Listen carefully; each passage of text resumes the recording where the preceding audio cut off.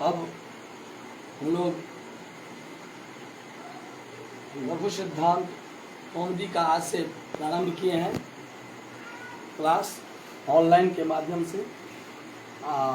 जो छात्र यहाँ उपस्थित है वो भी पढ़ सकते हैं, दोनों के लिए। सबसे पहले मैं यह कह देता हूँ थोड़ा इस क्लास में जो लघु सिद्धांत कौमुदी जो व्याकरण का एक प्रकरण ग्रंथ है, इसमें मैं इस पे इसलिए 2 लाइन कहना चाहता हूँ जो क्लियर होनी चाहिए बात। जो लघु सिद्धांत कौमुदी जो है वो जो व्याकरण है, संस्कृत व्याकरण, विशालतम ग्रंथ, विशालतम जो व्याकरण का अपना एक स्वरूप है संस्कृत व्याकरण में, उसमें से ये प्रकरण ग्रंथ है। प्रकरण ग्रंथ जो है उसमें एक उद्देश्य है, जो कुछ न पढ़े हो, मतलब व्याकरण कुछ न जानता हो, उसके लिए भी व्याकरण समझ में आ जाए।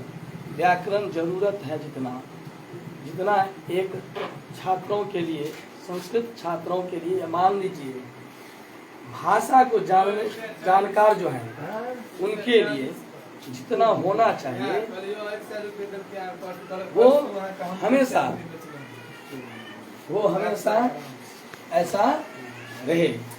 मतलब क्या कहने का ये तात्पर्य है, जो मेरा ये कहना यही चाहता हूँ। आप लोग ये मत समझिएगा जो मैं व्याकरण सिद्धांत कौमुदी पढ़ने के लिए बैठा हूँ।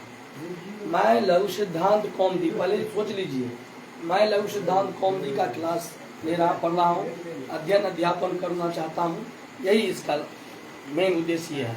दूसरी बात, दोनों में बहुत अंतर है। एक प्रकरण ग्रंथ है, एक मुख्य जो ग्रंथ है पाणिनि द्वारा रचित, भट्टोजी दीक्षित द्वारा जो व्याकरण सिद्धांत कौमुदी है, उसमें थोड़ा अलग स्वरूप है, अलग बात विस्तार है। इसमें ग्रंथ का जो नामे जो बतलाया है वो नामे है लघु सिद्धांत कौमुदी। इसका लेखक वरदराजाचार्य हैं, वरदराजा भट्टाचार्य कह सके तो। और इस किताब का, इस ग्रंथ का नाम जो लघु सिद्धांत कौमुदी, इस पर मैं पहले कह देता हूँ। और मैं यह कहना चाहता था, थोड़ा स्पष्ट मैं बता देता हूँ, जब यह पढ़िए तो ये मन में रखिए कि मैं सिर्फ लघु सिद्धांत कौमुदी का ज्ञान लेना चाह रहा हूँ। लघु सिद्धांत कौमुदी में जो सूत्र है, उस पर जो कोई बातचीत है, उसमें जो विषय है, उसी को जानकारी इस क्लास में आपको मिलेगी। अब इस ग्रंथ का जो लेखक है बता ही दिए, श्री वरदराजाचार्य भट्टाचार्य। और यह ग्रंथ बहुत उपयोगी है। कहते हैं जो कुछ भी ना व्याकरण पढ़ना चाहता हो वो भी व्याकरण पढ़ सकते हैं, क्यों? क्योंकि ये सभी के लिए अत्यावश्यक है। क्योंकि व्याकरण का परिभाषा है शुद्ध शुद्ध लिखना, शुद्ध शुद्ध बोलना और शुद्ध शुद्ध पढ़ना आवे। जिस ग्रंथ से ये जानकारी मुझे प्राप्त हो, जो कैसे शुद्ध शुद्ध लिखना है, कैसे शुद्ध शुद्ध बोलना है और कैसे शुद्ध शुद्ध पढ़ना है, उसी को हम लोग व्याकरण कहते हैं। समझ में आ रहा होगा? जो व्याकरण हम उसे कहते हैं जिस ग्रंथ से मुझे शुद्ध शुद्ध लिखना, बोलना और पढ़ने का बोध हो, ज्ञान हो, उसे हम व्याकरण कहते हैं। अब इसी व्याकरण में शब्द जोड़ दिया जाता है नाम। हिंदी व्याकरण, जिससे हिंदी शुद्ध शुद्ध बोलना, पढ़ना, लिखना आदि, उसे हम हिंदी व्याकरण कहते हैं। उसी तरह से संस्कृत, जिस ग्रंथ से शुद्ध शुद्ध लिखना, शुद्ध शुद्ध पढ़ना और शुद्ध शुद्ध बोलना आ जाए, उसे ही हम संस्कृत व्याकरण कहते हैं।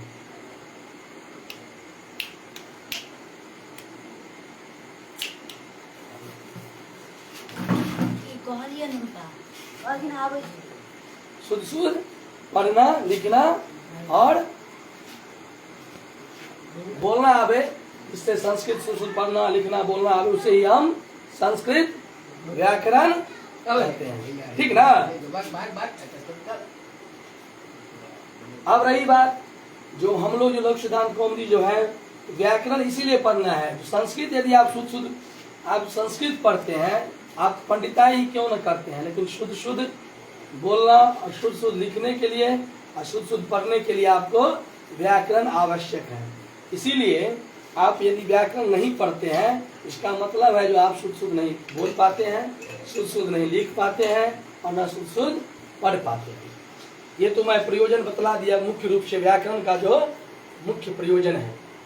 अब संस्कृत में इस लघु सिद्धांत कौमुदी का मैं नाम कह देता हूँ, जो लघु सिद्धांत कौमुदी। लघु मतलब छोटा, सिद्धांत मतलब होता है वादी प्रतिवादी भ्याम निर्णित हो सिद्धांत। वादी प्रतिवादियों के द्वारा जो निर्णित है वो सिद्धांत है। निर्णित मतलब निर्णय। और कौमुदी प्रकाशिका मतलब जब मैं किसी ग्रंथ को पढ़ लेता हूँ, क्योंकि मैं अभी बोल दिया था इसी विषय का अनुषंगिक विषय है, जो शुद्ध शुद्ध बोलना और पढ़ने, शुद्ध शुद्ध बोलने के लिए, शुद्ध शुद्ध लिखने के लिए और शुद्ध शुद्ध बोलने के लिए, पढ़ना बोलना लिखने के लिए आपको व्याकरण की जरूरत है। तो आप व्याकरण की जब भी जरूरत है, तो व्याकरण जब तक नहीं आएगा तब तक नहीं होगा। तो यहाँ लघु सिद्धांत कौमुदी का जो लघु मतलब छोटा जो व्याकरण है वो बहुत विशाल है। उसमें से जो मुख्य आवश्यक है, अत्यावश्यक है, वो सूत्रों का यहाँ संग्रहण किया गया है। विशालतम में से, बहुत विशाल में से लिया गया है, इसीलिए इसे छोटा लघु कहा। और सिद्धांत वही बात, व्याकरण का अर्थ ही होता है शब्द का, व्याकरण शास्त्र का कार्य है जो साधु शब्द का निर्णय करना, साधु शब्द का चयन करना, साधु शब्द का निष्पन्न करना, वही सिद्धांत है। और जब हम व्याकरण के द्वारा, व्याकरण शास्त्र के द्वारा क्या होते हैं, शब्दों का ज्ञान प्राप्त हो जाता है, तो मुझे अन्य विषयों को पढ़ने में जो इससे पहले कठिनाइयां होती थी, अब वो कठिनाइयां दूरी हो गई। मतलब मैं इससे पहले जो कोई साहित्य आदि ग्रंथ पढ़ते थे तो मैं उसका कुछ नहीं समझ पाता था, अंधकार रूप था। अभी भी कोई जैसे मान लीजिए व्याकरण का ज्ञान नहीं है, दुर्गा सप्तशती इत्यादि ग्रंथ का जो पाठ ही करते हैं, श्लोक का तो कोई ज्ञान नहीं होता है, क्योंकि शब्द का ज्ञान नहीं है तो कहाँ से ज्ञान होगा, अर्थ नहीं होता है, उसको प्रति अर्थ नहीं समझ पाते हैं। तो वहाँ मेरा क्या है, शब्द का तो हम वाचन कर देते हैं, लेकिन अर्थ जब प्रतीत होना चाहिए वह कम से कम पाठक को वो नहीं हो पाता है। लेकिन हम व्याकरण जब पढ़ लेते हैं तो अभ्यास होते होते व्याकरण शब्द का ज्ञान होने से और बार बार अभ्यास होने से मैं उस अर्थों को जानने लगता हूँ। तो मेरे पास जो वो बुद्धि जो था अंधकार में, वो व्याकरण शास्त्र के सहयोग से अर्थ प्रकाशित हो जाता है। इसीलिए कौमुदी का अर्थ यहाँ प्रकाश जो होता है, मतलब क्या, शब्द शास्त्र मतलब व्याकरण शास्त्र के पढ़ने से अन्य शास्त्रों में आपका प्रकाश मतलब अर्थ प्रतीत होने लगता है। यही है लघु सिद्धांत कौमुदी का मुख्य। लघु मतलब छोटा, सिद्धांत मतलब वादी और प्रतिवादी द्वारा निर्मित शब्द सिद्धांत, और जिससे व्याकरण से ज्ञान प्राप्त करने के बाद जो मैं अन्य विषयों को अध्ययन करता हूँ तो उसमें मेरा अर्थ प्रतीत होता है। कैसे, जैसे अंधकार से प्रकाश की ओर जाने के बाद प्रकाशित होते हैं, उसी तरह से साहित्य शास्त्र इत्यादि पढ़ लेंगे पहले, लेकिन व्याकरण नहीं होता है, आता है, तो वही दिक्कतें होती है। जैसे अंधकार में चलना, रोड तो मालूम है लेकिन मैं रोड पे चल रहा हूँ लेकिन समझ नहीं रहा हूँ जो मेरे गड्ढा कहाँ है, सही रास्ते कहाँ, बायां क्या है, दायां क्या है। उसी तरह से हम व्याकरण अध्ययन करने से पूर्व या व्याकरण बिना यदि कोई पढ़ता है तो अंधकार में चलने का होता है तरह, समझिए। और जब व्याकरण पढ़ लेते हैं, जैसे प्रकाश में लोग चलते हैं, लाइट बढ़ा रहता है राजमार्ग या सड़क के किनारे, तो हम देखने में सहज होता है। उसी तरह से हम सहजता से काव्य आदि कोश आदि का ज्ञान प्राप्त कर लेते हैं। यही है व्याकरण सिद्धांत कौमुदी। अब पहले भी बता दिया हूँ, अब फिर एक बार बोल देता हूँ। ये लघु सिद्धांत कौमुदी पढ़ते समय ये ध्यान रखिए, जो मैं सिद्धांत कौमुदी व्याकरण सिद्धांत कौमुदी नहीं पढ़ रहा हूँ, लघु सिद्धांत, इसलिए कि वो बहुत विशाल है, इसीलिए नाम पड़ा लघु। तो सीधे इसका भी नाम पड़ता सिद्धांत कौमुदी, ना व्याकरण तो कहा देता सिद्धांत कौमुदी, लेकिन कहा लघु सिद्धांत कौमुदी। ठीक, अब इसका लेखक आप समझ ही गए हैं जो श्री वरदराजाचार्य जी हैं। अब इसका मंगलाचरण है। ये मंगलाचरण जिसको आता है ठीक है, जिसको नहीं आता है वो लिख सकते हैं। मंगलाचरण जो है वो 3 प्रकार का है। मंगलाचरण 3 प्रकार का है। मंगलाचरण जो है वो 3 प्रकार का है। मंगलाचरण 3 प्रकार का है। कौन कौन सा? नमस्कारात्मक,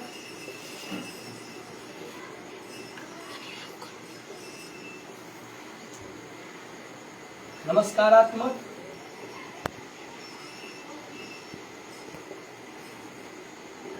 आशीर्वादात्मक और वस्तु निर्देशात्मक।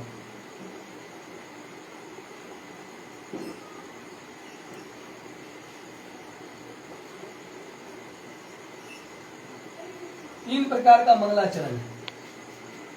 नमस्कारात्मक, आशीर्वादात्मक और वस्तु निर्देशात्मक। ये मंगल आचरण, आचरण मतलब व्यवहार, शिष्टाचार, अनुकरण जो चल रहा है। आचरण मतलब व्यवहार समझिए, और मंगल मतलब कल्याणकारी। जिस व्यवहार से मंगल का कामना हो, जिस व्यवहार से, जिस आचरण से मतलब कल्याण की बात हो, उसे ही हम कहते हैं मंगलाचरण। मंगल मतलब कल्याण और आचरण मतलब स्वभाव। तो जिस आचरण से, वो आचरण 2 प्रकार के, व्यवहारिक क्रियात्मक होता है, एक शाब्दिक होता है। जब मैं किसी को जो निर्धन है उसको जब दान देते हैं, या मान लीजिए किसी को जिससे कोई आश्रित नहीं है, आश्रय नहीं है, उसको हम आश्रय देते हैं, तो ये क्रियात्मक मंगलाचरण हो जाता है। और जब मेरे द्वारा शब्दों के द्वारा किसी को प्रशंसा करना, स्तुति करना इष्ट को, ये हो जाता है शाब्दिक मंगलाचरण। तो यहाँ जो है ये शाब्दिक मंगलाचरण का ग्रंथ में जब भी होता है वो शाब्दिक मंगलाचरण होता है। क्योंकि मैं यही समझता हूँ कि 2 प्रकार के मंगलाचरण है। मतलब आज मंगलाचरण किया जा सकता है। एक आप क्रिया के द्वारा, जैसे आप किसी को मदद किए, किसी को दान दिए, किसी व्यक्ति को सहयोग किए, ये सब हो गया शारीरिक व्यवहार के द्वारा। किसी को पानी ला दिए, मीठी वाणी बोल दिए, ये भी एक मंगलाचरण है, क्योंकि उससे आपको आशीर्वाद मिलता है। कह ही देते हैं लोग, जो आप यदि किसी को सेवा करते हैं, नित्यम वृद्धोपसेविनः चत्वारि तस्य वर्धन्ते आयुर्विद्या यशो बलम, इसका हम सेवा करते हैं यदि वृद्ध के को समीप में रहकर, तो वो कहते हैं 4 प्रकार की उनकी प्राप्ति होती है। आयुर्विद्या यशो बलम, 4 प्राप्ति हो, 4 अर्थ का प्राप्ति होती है।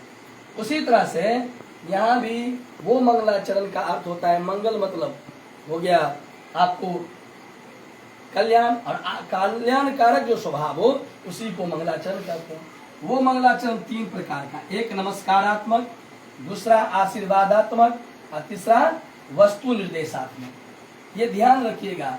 और ये मंगलाचरण कहाँ किया जाता है? तो आदि, मध्य, अवसान। अवसान व्याकरण भाषा का, व्याकरण में अंतिम, अंत में, अंत में, मध्य में, मध्य मतलब बीच, आदि मतलब पहले, शुरू में। मतलब ये मैं नहीं कहना चाहता हूँ आप इसको यहाँ कीजिए या वहाँ कीजिए। मंगलाचरण 3 जगह किया जाता है। एक कार्य आरंभ करने से पहले, एक कार्य आरंभ के बीच में, एक कार्य आरंभ समाप्ति के बाद। 3 जगह 3 परिस्थिति में मंगलाचरण किया जाता है। एक कार्य करने से पहले, एक कार्य करने के बीच में, जब कार्य बीच में मध्य में हो, और एक कार्य के बाद। इस प्रकार से मंगलाचरण किया जाता है। तो आशीर्वादात्मक, नमस्कारात्मक, वस्तु निर्देशात्मक। इसी बीच में मैं यह कह देता हूँ जो मंगलाचरण का क्या उद्देश्य, क्यों किया जाता है। तो कहा जाता है, जो भाष्यकार कहते हैं उतना इसलिए मैं नहीं कहूँगा, मैं पहले ही बोल दिया हूँ जो ये लघु सिद्धांत कौमुदी का मुझे मुख्य उद्देश्य है, जो मैं लघु सिद्धांत कौमुदी का आप लोगों को ज्ञान दे दूँ। या आप मेरे द्वारा आप लोगों को जितना मेरे पास है उतना तो मैं भी नहीं जानता हूँ व्याकरण, लेकिन जितना मैं जानता हूँ उतना आप लोगों के पास मैं पहुंचा दूं किसी भी माध्यम से, जितना ही मुझे ज्ञान है। उसमें मंगलाचरण का जो है कहा जाता है, जो मंगलाचरण जो पढ़ते हैं या पढ़ाते हैं वो आयुष्मत होते हैं, मतलब आयु वाले होते हैं, माने आयु उसका बढ़ते हैं। वीर कहलाते हैं, माने वीर पुरुष, मतलब शक्ति शारीरिक शक्ति समझिए या मानसिक शक्ति, दोनों का विकास होते हैं। इसीलिए कहा जाता है जो मंगलाचरण करने का एक ये भी उद्देश्य है, जो पढ़ते हैं या मंगलाचरण को पढ़ाते हैं उसको ये फायदा होती है आयुष का, वीर पुरुष। और तीसरा ये बात है जो मंगलाचरण करने का यही कार्य, जो मैं कार्य शुरू किया हूँ वो निर्विघ्न पूर्वक समाप्ति हो जाए। मंगलाचरण क्यों किया जाता है? जो मैंने काम शुरू किया, मेरे द्वारा जो भी काम शुरू होने वाला है उसमें कोई विघ्न ना आए। विघ्न बहुत प्रकार के होते हैं, जैसे मान लो अब लेखक शुरू किया काम करना, लेखक ही मृत्यु प्राप्त कर गए, या उसमें कोई आर्थिक अभाव आ जाए, या संकट हो जाए, सामायिक अपने संकट, मौसम ऐसा हो जाए, परिस्थिति ऐसा हो जाए, देश काल परिस्थिति ऐसा बन गया, अब वो लिख नहीं पाएंगे। तो इस तरह की जो विघ्न आते हैं उस विघ्न को मिटाने के लिए भी मंगलाचरण किया जाता है। जैसे हम एक व्यवहारिक पक्ष बतलाते हैं, जब हम लोग कहीं यात्रा करते हैं, अपने घर से दूसरे घर की ओर जाते हैं, किसी दूसरे नगर, किसी दूसरे शहर जाना चाहते, हम यात्रा शुरू करते हैं तो सबसे पहले अपने घर के जो कुल देवी या इष्ट देवता है उसको पहले प्रणाम करते हैं। उसके बाद अपने से बड़े जो है उनको प्रणाम करके फिर अपना यात्रा आरंभ करते हैं। वो प्रणाम करना और अपने कुल देवी को पास जाना है, ये प्रणाम करना, ये सब क्यों है? तो मेरे द्वारा जो आज कहीं यात्रा हो रहा है, किसी गांव तक, किसी नगर तक, किसी दूसरे शहर तक, उस जाने में अब वहाँ जो कोई काम है उसमें कोई विघ्न ना आ जाए, कोई बाधा ना पहुंचे, इसीलिए हम वहाँ भी वो आचरण करते हैं। तो वो भी एक मंगलाचरण, वहाँ कुछ बोलते नहीं है, सीधे प्रणाम कर लेते हैं अपने से बड़ों को। तो वो आशीर्वाद यही इसलिए लेना चाहते हैं जो हमको हमारे जो काम करने के लिए हम चले हैं उस रास्ते में या उस काम में कोई विघ्न ना हो। इसलिए हम पहले भी बोल दिया है, मंगलाचरण आप दो प्रकार से कर सकते हैं। एक आप सिर्फ मौन होकर क्रिया से, एक आप शाब्दिक कर सकते हैं। तो प्रशंसा, स्तुति इत्यादि जब होता है वो शाब्दिक मंगलाचरण है। ठीक, एक बोला तो आप ये कहते हैं मंगलाचरण करें, तो मंगलाचरण क्यों होता है? ये सब तो कहा शिष्टानुचार है, शिष्टाचार है, ये आश्रय गुरु परंपरा है, श्रुति परंपरा है, जो हम सुनने में आए हैं कि कोई भी काम करने से पहले मुझे मंगलाचरण करना पड़ेगा, कि अपने देवी हो, देवता हो, या अपने गुरुजन का, या अपने श्रेष्ठ या माता पिता का ही आशीर्वचन लेकर या उनको निमित्त मानकर ग्रंथ आज तक सुनते आए हैं गुरु परंपरा से, इसी तरह से मंगलाचरण किया जाता है। ठीक, ये मंगलाचरण हो गया। अब रही बात मंगलाचरण के बारे में, मैं जो बता दिया ये मुख्य बातें हैं। अब उसका लक्षणारूपी जो होगा वो अर्थ व्याकरण सिद्धांत कौमुदी पढ़िएगा, इससे आगे पढ़िएगा तो अनेक ज्ञान है, लेकिन जो मुख्य बातें हैं मंगलाचरण का यही बातें हैं, ये मंगलाचरण हुआ। अब मंगलाचरण के बाद अब आते हैं मंगलाचरण जो किए हैं वरदराजाचार्य जी इस ग्रंथ में। किस ग्रंथ में? लघु सिद्धांत कौमुदी ग्रंथ में। वो मंगलाचरण से ही आरंभ किए हैं।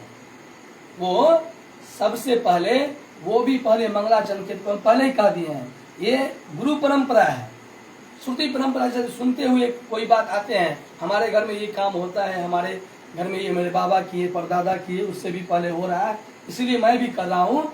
उसी तरह से मंगलाचरण ये भी कर रहा है लोग, तो सभी करते हैं तो मैं भी करता हूँ।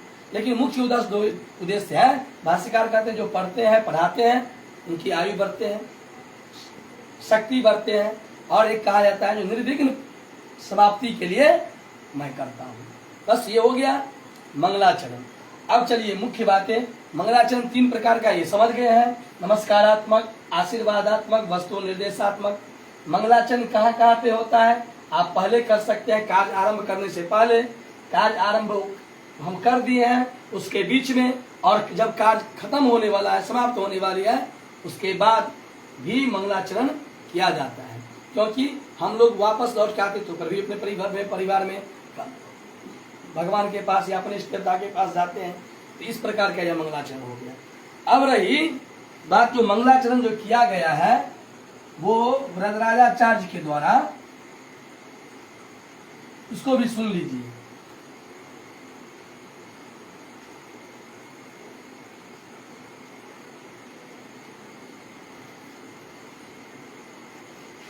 मंगलाचरण जो है वो किया गया है, नत्वा सरस्वतीं देवीं, सरस्वतीं देवीं शुद्धां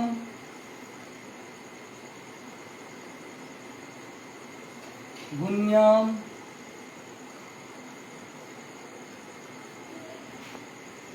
करोमि हम।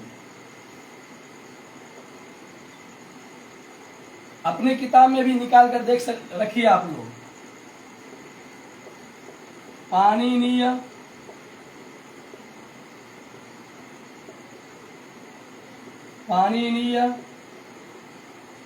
प्रवेशाय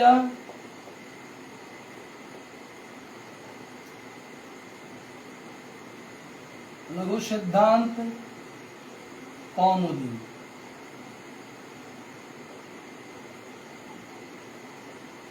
ये है लघु सिद्धांत कौमुदी का मंगलाचरण।